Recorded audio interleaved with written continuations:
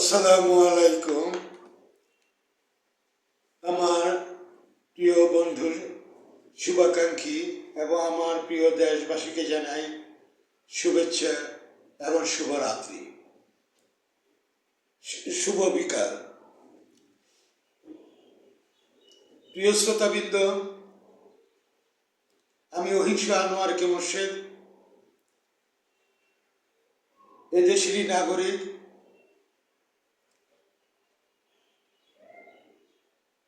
এবং বাংলাদেশ কংগ্রেসের ফেনী জেলার আহ্বায়ক। আমি ফেনী এক সংসদীয় এলাকার ফুলগাজী এলাকার একজন বাসিন্দা।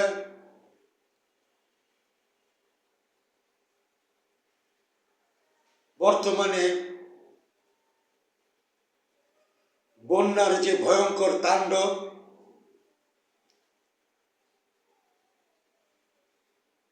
পুরো অঞ্চল, পুরো ফেনী এক সংসদীয় এলাকা, বিশেষ করে ফুলগাজী, পরশুরাম, ছাগলনাইয়া, এই তিনটি উপজেলায় মানুষজন অত্যন্ত বিপর্যস্ত অবস্থায় আছে। অমানবিকভাবে জীবনযাপন করছে। জাস্ট 5-6 মাস আগে ভয়াবহ, যা ইতিহাসে বলা যায় ভয়াবহ, এইরকম বন্যা কখনো ওই অঞ্চলে হয়নি। এদিকে মুহুরী নদী এবং সিলুনিয়া নদী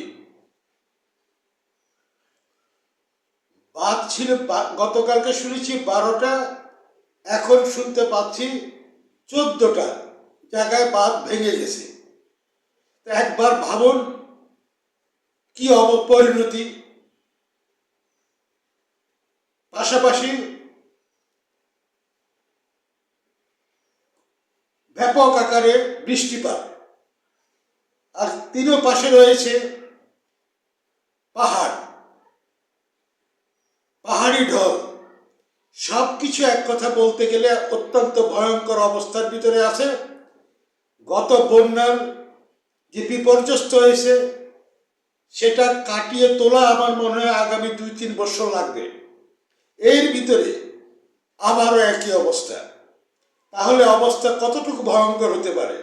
আমি একজন ওই অঞ্চলের মানুষ হিসেবে, আমি এই কিছুক্ষণ আগে আমি ফোনে কথা বলছি, মানুষের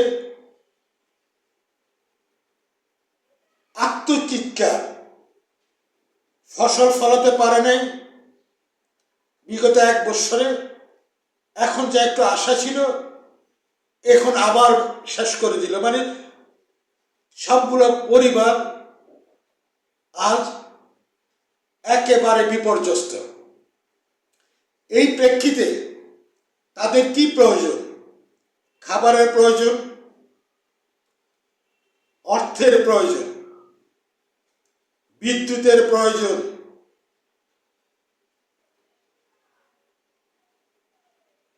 এবং যারা গ্যাস সিলিন্ডার সেটার প্রয়োজন, ওষুধের প্রয়োজন,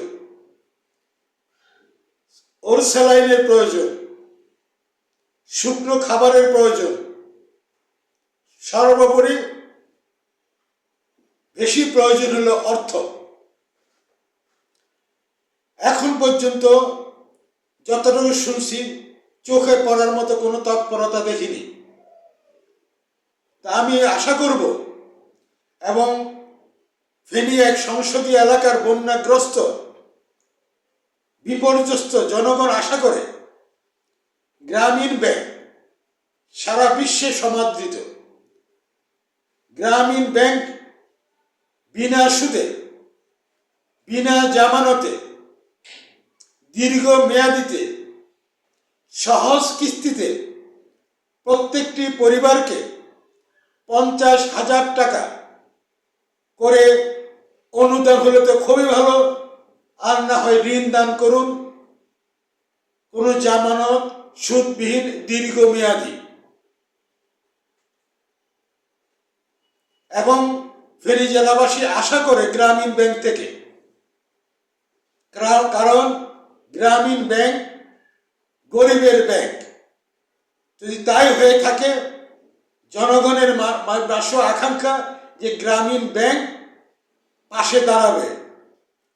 আমিও গ্রামীণ ব্যাংকের প্রতিনিধিদেরকে বলবো, আপনারা ফেনী 1 সংসদীয় আসন, ফুলগাজী, পরশুরাম, ছাগলনাইয়া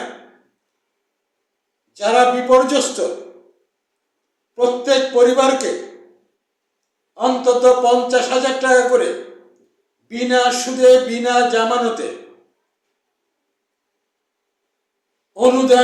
অনুদান যদি না হয়, আপনারা সহজ কিস্তিতে দীর্ঘমেয়াদিতে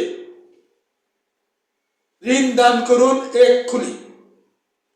আর সরকারের তরফ থেকে যা যা করণীয় আপনারা করুন, না হলে ওই অঞ্চলের মানুষ বেঁচে থাকতে পারবে না। আমি ওই অঞ্চলের বাসিন্দা, আমি নিজে উপলব্ধি করতে পারছি যে ওখানে পরিণতি কি ভয়াবহ। আমরা আক্রান্ত হচ্ছি বারবার, অথচ বাঁধগুলিকে দীর্ঘমেয়াদী পরিকল্পনা 55 বছর পর্যন্ত কেউ করতে পারেনি। নেদারল্যান্ড যদি একটা বড় শহরকে সাগরে বাঁধ দিয়ে রাখতে পারে শত শত বৎসর যাবৎ বিনা হুমকি, এখনো কোনো হুমকি নেই, তাহলে এই বাঁধগুলি কেন স্থায়ীভাবে নির্মাণ করা না হবে? আমরা আশা করব আগামীতে এই বাঁধগুলির ব্যাপারে আধুনিক প্রযুক্তির মাধ্যমে বাঁধগুলি বাঁধা হবে। কারণ প্রযুক্তি নির্ভর টেকনোলজি ব্যবহার করে যেন অদূর ভবিষ্যতে বাঁধ ভাঙা তো দূরের কথা, কেউ যেন চিন্তা করতে না পারে যে বন্যা। আর খালগুলি, ছোট বড় যত খাল জলাশয় আছে, এগুলো দখল হয়ে গেছে, ভরাট হয়ে গেছে, এগুলিকে খনন করা। যাই হোক, এই মুহূর্তে যেটি খবর পেলাম, এদিকে ফেনী, ফুলগাজীর আনন্দপুর, শ্রীপুর, নোয়াপুর, কমুয়া এই অঞ্চলে এবং ফুলগাজী অঞ্চলে, পরশুরামে, বক্স মাহমুদে অত্যন্ত ভয়ানক অবস্থা। এদিকে ফুলগাজী অঞ্চলে, মনুহাট থেকে শুরু করে এই অঞ্চলে। তাই জনগণ এই মুহূর্তে জনগণের পাশে দাঁড়ানো সরকারের উচিত এটা হলো দায়িত্ব। ফেনীবাসীকে পরপর 2টা বন্যায় বিপর্যস্ত, তার পাশে যেন সরকার দাঁড়ায়। আর গ্রামীণ ব্যাংক থেকে আশা করে সহজ কিস্তিতে দীর্ঘমেয়াদিতে বিনা জামানতে বিনা সুদে প্রত্যেকটা পরিবারকে 50,000 টাকা করে যেমন ঋণ প্রদান করা হয় জরুরি ভিত্তিতে। এটি আমার কামনা, জনগণের চাওয়া, জনগণের আশা। ভালো থাকবেন, সুস্থ থাকবেন এবং সবাই সতর্ক অবস্থানে থাকবেন ফেনীবাসীরা। আল্লাহ হাফেজ। আল্লাহ সবাইকে হেফাজতে রাখুক, এ ভয়ানক দুর্যোগ থেকে রক্ষা করুক। আমিন।